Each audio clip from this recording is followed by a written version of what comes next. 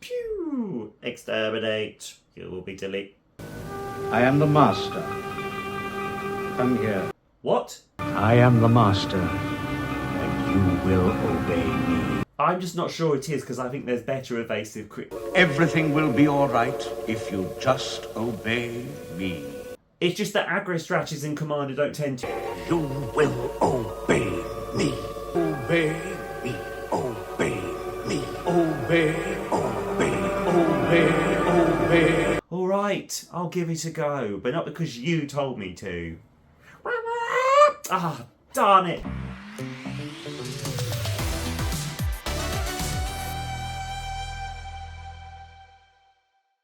NSYNC, Gladiators, my own internal existential dread. Many things are making a comeback in 2023, but the one I least expected was the magic keyword Skulk, and also a brand spanking new Doctor Who card that wants us to use Skulk as part of our win con. Skulk, a Dmir evasion mechanic that suggests a aggro strategy with creatures that have very low power and that we have to turn sideways so our shields are down in a game with 3 other opponents.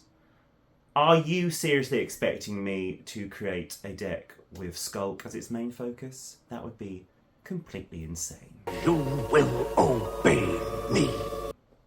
Let's do it! Skulk returned in all but name as part of the Lord of the Rings Tempts You mechanic, in name on the LOTR card Golem Obsessed Stalker, and turns up on the card Ingenious Prodigy from Wilds of Eldraine. Now, we have a Skulk Lord of Sorts with the Master Mesmerist, a 3/3 Time Lord Rogue who grows in power, +1 counters, and intel, card draw, each time a creature with Skulk slinks past his enemy's defences and delivers a teeny tiny jab to their life total. Be that a Skulk creature we cast, or one we give Skulk to with his goading ability.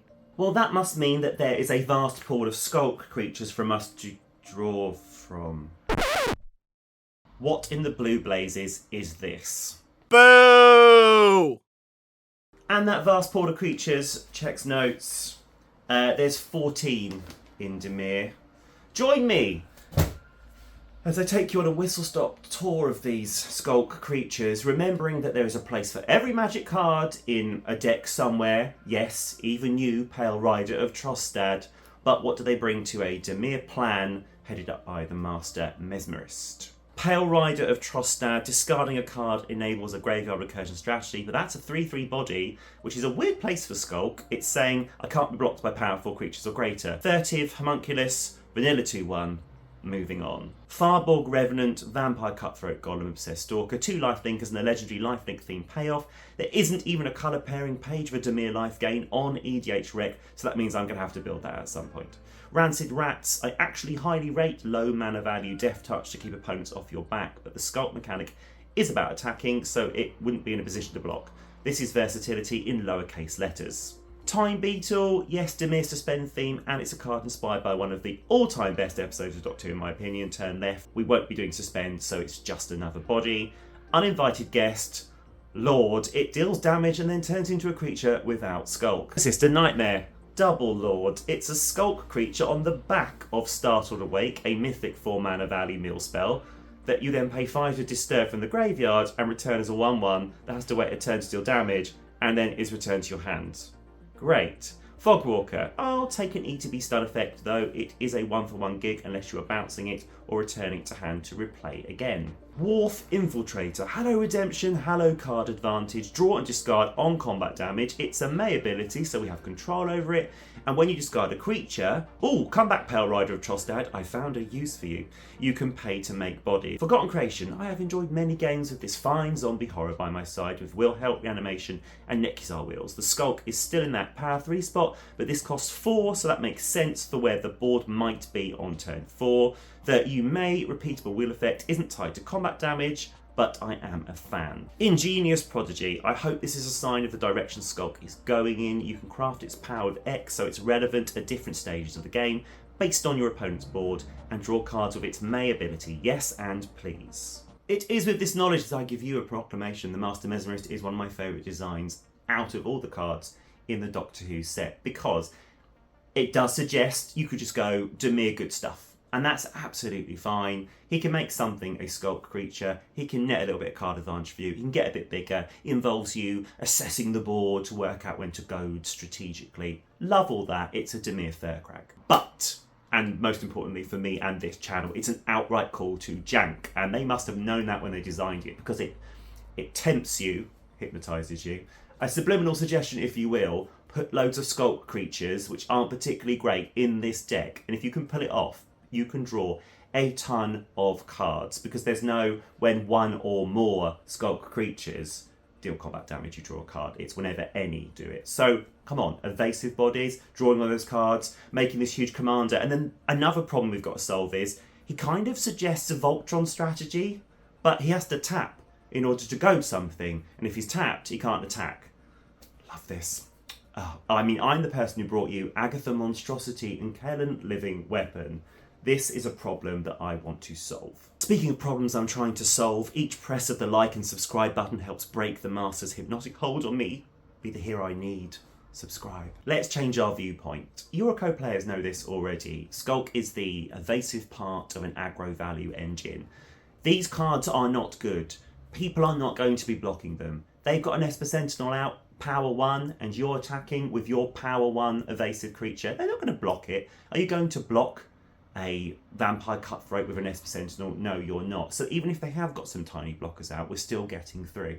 And yes, there's those Gilded Gooses and those Argothian Enchantresses. Notwithstanding, we're usually going to be getting in for some sort of damage. And who's wasting 1-1 removal on a 30th Homunculus? So we pair this combat damage with Bident of Thassa, Coastal Piracy and Reconnaissance, and Shadowmoor, Beauty Queen, Sig, River Cutthroat. We turn Skulk into our win con with Strixhaven Stadium. Kaito Shizuki lets us draw a card and not have to discard it if we attack that turn, and the ultimate lets us put a big Dmir boy from our library onto the battlefield each time a Didi Dmir Skulker gives our opponents a poke.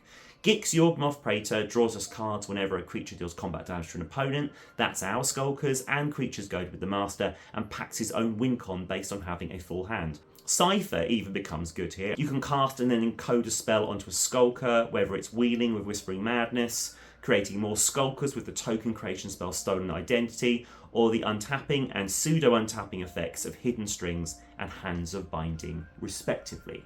Talking of untap effects, why are they important to us? Because we've got this friction between our commander being Voltron and also being goaded on a stick, i.e. removal. So we can't attack with him on our turn and then wait till their turn to goad a creature. With untap effects, we can untap him. We can attack on our turn, untap, goad. And also, with untap effects, we can goad more than one creature, which is more card advantage, making him even bigger. He's so interesting because it's going wide and he's going tall. Two things can be true. He is removal on a stick and he's also a win con. So that's our solution. We can untap him with those Cypher spells, or as we are drawing lots of cards, use Mind Over Matter, or with equipment like Sword of the Perrunes and Sting the Glinting Dagger, who gives even more benefits. They increase his power and the range of targets he can goad. In turn, Goad clears the way of those pesky 0 and 1 power creatures, and the whole glorious cycle continues. Swords of the Perrunes works well with Skulk because it's on the Master or a creature with a tap ability. You can tap it to give your tap creatures +2 before damage is dealt and after blockers are declared, which is really the direction Skulk should be going in, like Cybermat, the new Skulk creature from the Doctor Who set, because he can get bigger after he's got through with his Skulk. And let's protect him with enchantments and artifacts that increase his power and therefore the range of creatures that he can go, but also protect him at the same time. Skeletal Grimace gives +1/+1 and regeneration, Commander's Plate +3/+3 and protection from white, green and red, and Nim Deathmantle granting an evasion with Intimidate and a way to recur, and these can all go onto our Skulkers. As the board grows and the power level of the creatures grow, we can start to grow our Skulkers' powers with those enchantments and artifacts, keeping them relevant throughout the game. But problem the third, we are still using these creatures with their teeny tiny little punches, and so we do need a bit of a sub theme to support them. And there are lots of choices. You could go with Rattlesnake cards to stop people attacking back. I've done that a lot in my other deck techs. Check out Anaxia.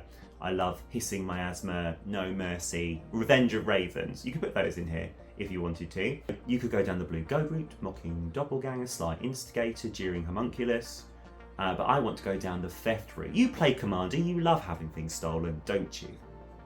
But because I know how inflamed people get by you stealing things from their board, which is fantastic removal, I'm actually just going to go for graveyard and library theft, because those things feel a bit more like the master manipulative, a bit more subterfuge than right in your face. We can use 2 ninjutsu creatures that synergize well with our skulkers: Ink Eye's Servant of Oni, who steals from graveyards, and Fallen Shinobi, who pilfers from libraries. During their heist is Gonti, Lord of Luxury, Thief of Sanity, and Father Adele, Acquisitor, who all like a 5-finger discount from opponents' libraries. Daffy Voidwalker, who not only steals from cards, exile from graveyards, but also the hopes and dreams of Mimeoplasm and Monroe for players everywhere. Round this off with Rogue Class to make all the skulkers into a network of pickpockets. A lone rite of replication and some recursion rounds off my list. Playtesting this deck, right kicked on a skulker led us to 6 rancid rats dealing combat damage, drawing 6 cards and putting 6 +1/+1 counters on the master. Recursion wise, Living Death brings back